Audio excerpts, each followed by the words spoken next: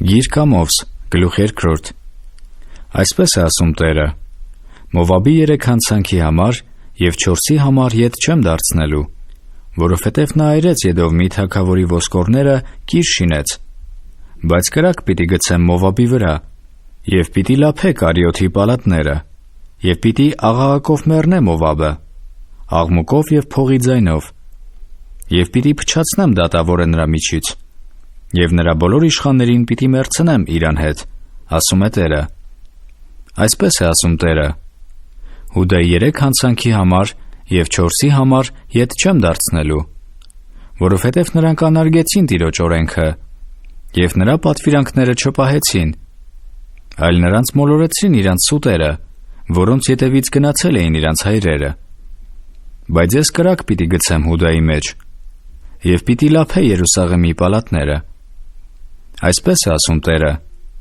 Իսրայելի 3 հանցանքի համար և 4-ի համար ետ չեմ դարձնելու,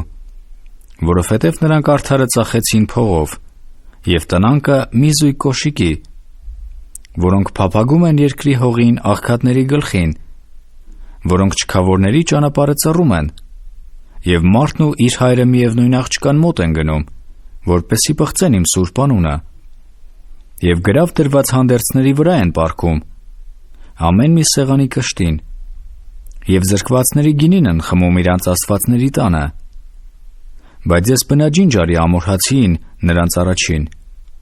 որի բարձրությունը եղևինների բարձրության պես էր, և որ պինդ էր կաղնիների նման, և ես փչացրի նրա պտուղը իր վրայից, և նրա արմատները տակիցը,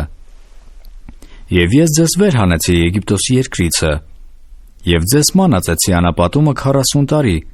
որ ժառանգեիք ամորհացիների երկիրը, և ձեր որդկանցից մարգարեներ վեր կացրի, և ձեր երիտասարդներից ուխտավորներ, ապա այսպես չէ, ով Իսրայելի որդիք, ասում է Տերը։ Սակայն դուք ուխտավորներին գինի խմեցրիք, և մարգարեներին պատվիրեցիք ասելով. մի մարգարեանաք, ահա ես ձեզ վայր պիտի ճնշեմ, ինչպես որ ճնշում է որաներով լիքը սայլը, և փախչելը կկորչի արագընթացիցը, և զորավորին չի քաջացնի նրա ուժը, և տղամարդը չի ազատի իր անձը, և աղեղ բռնողը չի դիմանա,